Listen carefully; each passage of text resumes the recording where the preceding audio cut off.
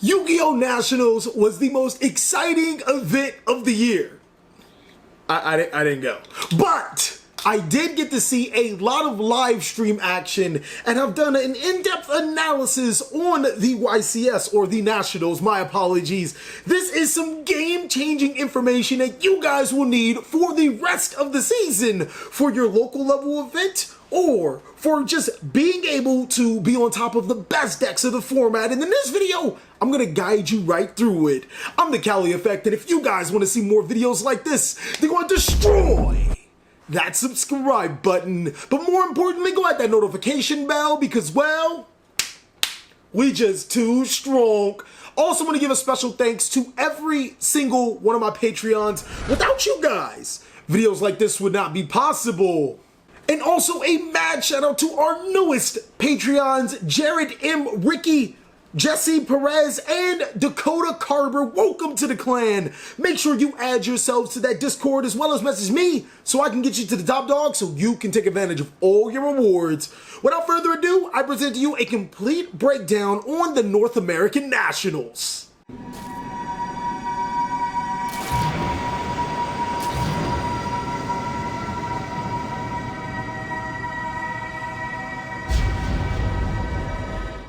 Top 64 bracket for Nationals was interesting to say the least.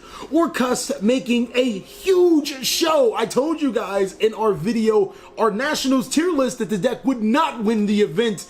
And guess what? It didn't win the event. Well, there are some spots where I was wrong as well. I also said Pendulum Magician had no chance at winning or topping the event. I thought it would be a competitor and then just fizzle out. Not only did it top the event, two of them did. One of the other hot takes that we decided to say was that Subterra would win the event, and while it did top, it got so close to the Dynasty. It didn't necessarily win the event. In this video, we're going to be going over the deck profiles of certain decks inside of the top 64 bracket and then explaining to you why I feel these will have a huge impact on the meta.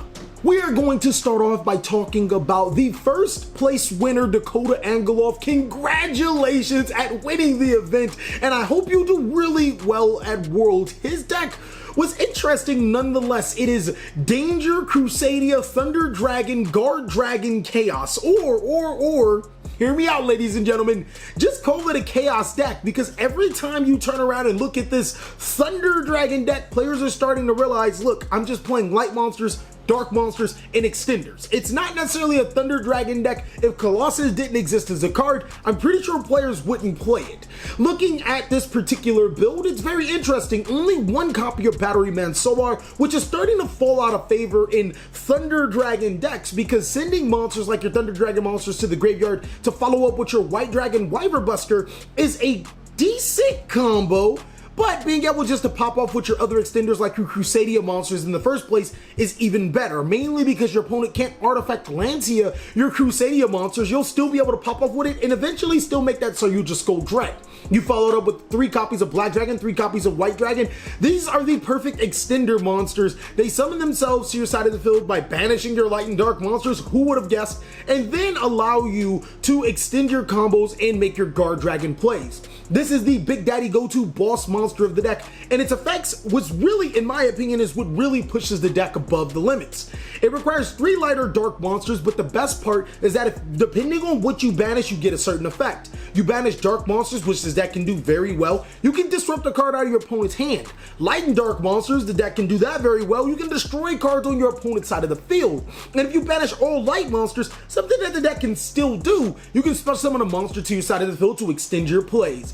This, in my opinion, is the reason why the deck is so powerful, and the reason why the deck will for always be good and just should be labeled as a Chaos deck. Next, the Crusadia engine. Some people are probably wondering, TheCaliEffect, why is the Crusadia engine in here? And it's for multiple reasons. First of all, the Crusadias are amazing at extending. They all have an ability to special summon to where your monster points to. In this particular build, he's not running it, but you could run Crusadia Arborea, which just so happens to be a level 3 tuner, on top of your Danger Thunder, or your Thunder Dragon monsters like Thunder Dragon or your Thunder Dragon Dark to go for Synchro 8 plays. You can also run your level 4 monsters to go for Synchro 7 plays, so it opens up. This time around, he's obviously going to be using it as an extender engine. Eventually, eventually winding into his Crusadia Draco, which is not only a dragon monster to pop off with your guard dragon plays, but can extend you by getting some of your Crusadia monsters back to your hand. Crusadia Maximus is just an extender. There's no Crusadia monsters he can target to gain its effects. It is just an extender. Reclusia is the heart and soul of the Crusadia engine inside of this deck. The reason why it's so good is because not only is it an extender on its own right, but it's amazing for helping you break boards by going second. Its effect reads, when it's special summoned to a monster zone, a link arrow monster zone points to, you can target one Crusadia card, which means you can target itself, and a card your opponent controls and destroy them both. If Arborea is in your graveyard, you can actually protect your Crusadia monster by banishing Arborea and get a free destruction. This card is amazing and helps the deck just be able to break your opponent's going second boards, and it's actually one of the edges that it has over Solomon Greats. Now you have your 10 card danger engine, which consists of Bigfoot. This is the only extender that actually you use as other effect for other purposes other than extending. Destroying face-up cards. Your Nessies are your searches or your extender. Your Jackalopes are your summons or your extenders. And your Susanokos are just extenders.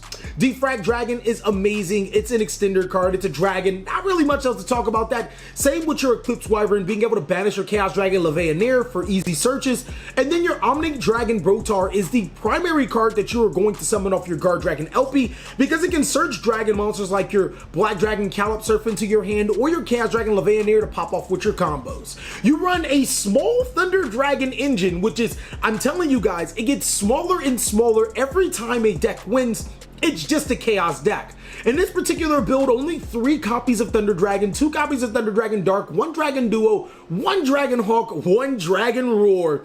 Essentially, you just use these cards as extenders and to be able to summon your Thunder Dragon Colossus, which is a walking mistake and can protect itself. Also, 3 seconds light because the deck is 37 monsters, and who doesn't want to play 3 Pot of Greeds inside of your deck? For the side deck, Artifact Lancia is probably in every single side deck in the top 64 bracket. It is considered one of the best side deck cards of this format, being able to stop danger Thunder Dragon builds that don't play Crusadia completely and or Custa Light. Denko Sekka will Denko Rekka. Dino Wrestler Pankatrops is a force. It's one of the best side deck cards as well. And Effect Veiler is the best hand trap. What I do like about Dakota is that he got risky and he played no material. Now I do think that no material has a place in Yu-Gi-Oh! I think that it's really good in Necros, and I'm testing out a build where you draw cards off of your Necros of Valkyries, leave your board open, and then you can no material your opponent at any given situation because all of your Necros monsters are hand traps. No material in this particular deck or any particular deck, it's a going second card. If you're forced to go second and you open no material, you can prevent your opponent from playing Yu-Gi-Oh! And then you get to play Yu-Gi-Oh! Only problem with this card is that opening it or drawing it when you have a board, not so great. Also, 3 copies of Twin Twisters to combat that back row. For the extra deck, 2 Colossus, that's pretty standard. I mean, it's not a Thunder Dragon deck. The only thing you need is your Thunder Dragon Colossus, 1 Hot Red Dragon Archfiend Abyss, Hopi Harb, Beat Cop, Crusadia Magius. This is what's going to start your combos. You make the Magius if you open 2 Crusadia monsters, then you summon a monster under the Magius, which will or can search your Crusadia Draco, which is, there's your combo right there. Guard Dragon, Argapane, Pisty, and Elpie. Those are your Guard Dragon monsters, as long as the Heretic Seal, the Nightmare monsters. I found it interesting that he didn't play Unicorn, he played Cerberus, but there are some monsters in your main, or that get into the main monster zone that Cerberus can deal with. 2 copies are Saryuja, Skull Dread, and Triple Burst Dragon. Now, how to beat this deck is a little tricky because before, Artifact Lancia was able to deal with this deck, but now if they have the Crusadia engine, they can still pop off with their plays. I still think that Artifact Lancia is good. A great card is no material because it prevents them to start linking off. And then on top of that, just multiple hand traps to be able to stymie their plays. Ultimately, this just might be the best deck of the format. I feel that Solomon Great is the best deck, but this could just be proving me wrong. Going into the next deck, we're going to talk about the second place deck, which is really interesting. It's Sky Strikers with no hand traps. This particular build, piloted by Raymond Day, runs 3 Sky Striker Ace Ray. It runs the Foolish Burial Metal Foes package, 3 Mystical Space Typhoons, which is really good for Sky Strikers. Put a spell in your graveyard, really good spot removal, can be used to destroy your Area 0 in a pinch, your reinforcement of the army to search it, and then your Sky Strikers cards consisting of Afterburners, Jam and Waves, Eagle Booster, Mecha Hornet Drones, 2 Shark Cannon, and as long as your triple Widow Anchor, triple Mecha Modules multi-roll, and triple Engage exists, the deck will be competitive. One card I do want to highlight is Sky Striker Mecha Shark Cannon. This deck has a searchable DD Crow, being able to banish some of the critical cards that Orcust or Salomon Great players want to play, and then they can even special summon it to their side of the field to do their bidding.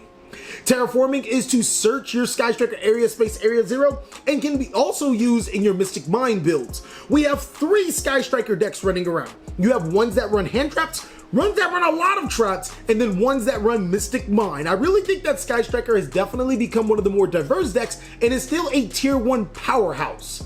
He also runs the Upstart Goblin, which unfortunately cost my boy Greg Farley the win in, I believe, round 4, but it is what it is sometimes. For the traps, his only hand trap is actually a trap in Infinite Impermanence, Summon Limit, which hits just about every deck out in competitive scene, and then there can be only one, which again hits every deck in the competitive scene. You can see why this guy got second. He basically forewent hand traps when he was going, or in his opening game, and then sided and adjusted depending on the situation. Artifact Lancia, a card that you will see in probably every sideboard, is there. Ash Blossom and Joy Spring, Dino Wrestler Pancras, and then a card that we actually talked about in a video that we said was a sleeper card. Drolling Lockbird is pretty decent against Danger Thunder Dragon Crusadia, because a lot of times they want to draw multiple cards off their Sarducha Skull Dread, they want to search cards through Omni Dragon Brotar, they want to be able to add cards from their deck to their hand. Drolling Lockbird just kind of says no to the entire strategy. And as you guys can see, both of the decks in the top cut didn't play any hand traps. So being able to side into your hand traps or main deck cards like this to stop your opponent, they're not actually going to stop it. They don't even play Cold by the Grave. 2 copies of Ghost Ogre and Snow Rabbit, and 3 copies of Twin Twisters. I find it really cool that both of these decks really didn't care about hand traps and didn't care about Cold by the Grave. Maybe that might be the way to go inside of new Yu-Gi-Oh! The extract is going to consist of Boral Sword, Hita, the Fire Charmer, Nightmare Phoenix, Ningirsu, the World Chalice Warrior. Power Code Talker is an interesting point. It says, once per turn, you can target 1 face-up monster on the field, negate that monster's effects until the end of the turn. Once per turn, if this card battles an opponent's monster during the damage calculation, it's a quick effect. You contribute 1 monster this card points to, double this card's attack. Tribute 1 monster this card points to, this card's attack becomes double its original attack. I mean, it's the same thing. The cool thing about this card is that you can actually Sky Striker Mecha Shark Cannon when you special summon an opponent's monster, and you make this card, you contribute the monster that you special summon to give this guy double attack to get over certain threats. You have 3 copies of Sky Striker Ace Hayate. I think this is a really good number. 1 Kagari and 2 Kanas. Unfortunately for my boy, I want to mention him one more time. He lost because he opened the Upstart Goblin and not the Sky Striker Engage. I was tears in my eyes for my boy. The thing why Kana is so good is because in the mid game it can negate an opponent's monster's attack. And then if you ever go into those time sequences where you go first, you can activate that Sky Striker card on the Kana, go to 8,100 life points, and win the entire game. If actually the match, more often than not. 3 copies of Shizuku and 1 Topologic Bomber Dragon. That is it for the both first and second, and congratulations to those guys. I felt that they were really good, but there's some also pretty interesting decks I want to talk about. Mad shout out to my boy, not even my boy, I don't know this guy, but Garrett Befera with Orcust's Danger Zombies. This was actually a really good, I just noticed you guys can literally see all of the resources that I've used. I use YouTube, Facebook, I used everything to try to get this. Shout out to my boys Ready for Duel. But this is a very awesome, like, it's so cool because there's some interactions that I want to talk to you guys about that just makes the deck really awesome. So Danger Bigfoot obviously is the danger card that you use to get over your opponent's face-ups, but he runs the Danger Thunderbird to handle those face-downs. We're actually going to ignore the Nessie, the Jackalope, and the Susanoko because they're extenders.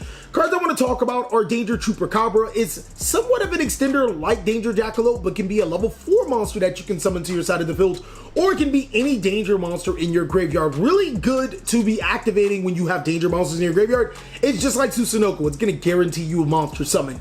Danger Mothman is the dark world dealings of the deck and actually performs pretty well.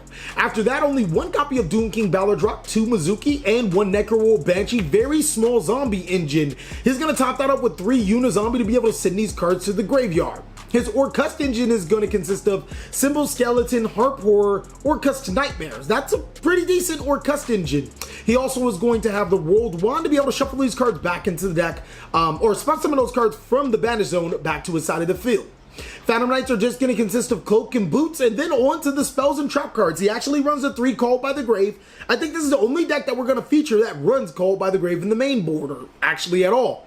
Foolish Burial, and then 3 copies of Instant Fusion. Now, I love the Instant Fusion spice because the idea is that you make Galtea, activate the Instant Fusion to summon your El Shaddai Winda, and then you make Orcust Dingirsu on top of the Galtea, using Dingirsu's effect to protect the Winda for that in phase, and now your opponent can only special summon 1 time. I also like that he does run the 1 Zombie World and the Orchestrated Babel. Zombie World can really mess with some Salomon Great players and other decks that need to be their specific archetype or their specific type on their side of the field. Crescendo is amazing because it's free negation, and also he runs the Fogblade and Brigade 9. The side deck, I'm not even really going to go over, except for the Cyframe Gear Gammas, which is really good. Monster Negation is at a premium right now, which means Effect Veiler and Infinite Permanents are great. But Cyframe Gear Gamma is a step above Super Saiyan because not only can it negate the monster effect, whether it's in the hand, field, or graveyard, if it's on the field, it can be able to destroy it. Another card I want to highlight in his extra deck is Shooting Riser Dragon. Now, this card was stupid smart. Shooting Riser Dragon allows you to send 1 monster from your deck to your graveyard whose level lower than this card's on the field, and if you do reduce this card's level, but for the rest of the turn, you cannot activate monster's effects with that name.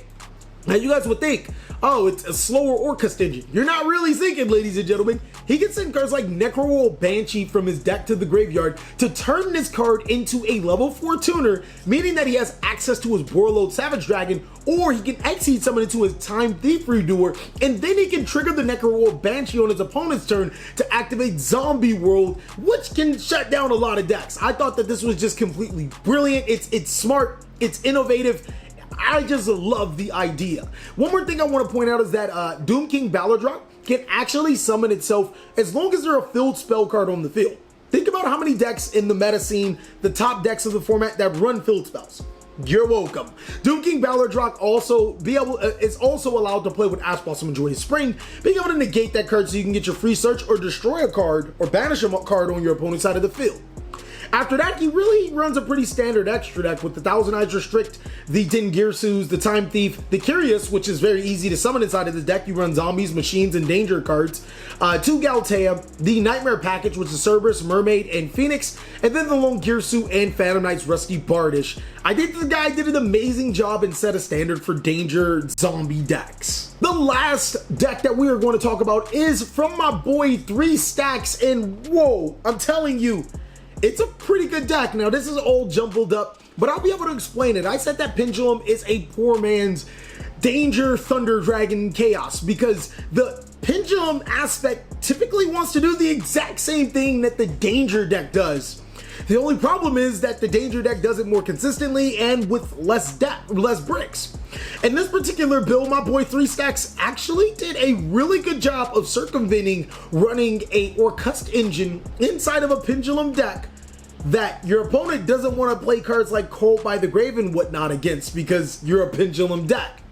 For his Magician engine, he's only going to run 3 Harmonizing and 3 Purple Poison. No Pot of Desires in his 60 card deck, but when you look at his spells, 1 Ravine, 3 Shrine, 2 Duelist Alliance, 2 Oracle of Zephyra, 3 Providence, 3 Spell Power Mastery, 3 Pendulum Call. He's almost down to 40 cards. Literally, this is like 19, actually I think it's 21 with Lore of Darkness. He's down to 39 cards with all of the searches that he plays. We haven't even started talking about how some of the monsters can search other cards, like how Supreme King can search your Donut, and how your Cerberus can search your Jackals. He's not necessarily playing a 60 card deck. I'm not going to go over every card in here because I hate pendulums, no, but because it's pretty standard, but just how he put everything together I feel is brilliant. He also in the extra deck is going to run that Electric Virus tech, which can take control of some of those good monsters. Your opponent says summons that Hot Red Dragon Archfiend Abyss, well, that card is mine. And then he runs the Spicy tech of Scarlet Red Dragon Archfiend, which could come up in time, destroying gold monsters in the field and inflicting damage to your opponent. I love that set rotation can get access to Oracle of Zephyr, Dragon Ravine, and Orchestrated Babel, as well as destroy Mystic Mind. You know, if your opponent Mystic Mind you gotta have this card, which can pretty much put him in a bad position. He has 2 copies of Infernity Barrier through Orcus Crescendo and Zephyr Divine Strike, which means he can set up boards with multiple negates if he decides to do so. For the extra deck, Vortex Dragon, Borload Savage, Abyss Sweller, very easy to make in this deck, Din Girsu, Sword Dragon, Galtea the Orcust of Automation, his Guard Dragons, which are Argapane and Elpie, Heavy Metal Foes Electromite, Heretic Seal of Heavy Spheres, Nightmare Mermaid, Nightmare Phoenix, and Orchestration. What this card does is this card, Link card, cannot be destroyed by battle or card effects. 3,000 body, not bad. You can target 3 of your banished machine monsters, shuffle them into the deck, and if you do, the attack and defense of any linked monsters your opponent controls currently become 0. Also, their effects are negated. You can only use the effect of Orchestration once per turn. Card's good. It's actually, like, it's good. And the fact that if you put Babel on your side of the field, you can activate it during your opponent's turn. So you can almost essentially shut out 2 monster zones in your opponent. Sometimes they're really going to need it to be able to pop off with their plays. The last card is that Triple Burst Dragon. Card's pretty good. I mean, it's really to pop off with your Guard Dragon combo. Well, thank you guys so much for watching another segment of the TheCaliEffect. I really hope you guys enjoyed this video. If you guys want to see more videos like this, then give it a like and let us know down below in the comment section. What do you guys want to see about this? Like, what improvements would you want to make? Yada, yada, yada, all that good stuff. Please like, comment, subscribe, but most of all, enjoy. I hope you guys are having a great day like I am.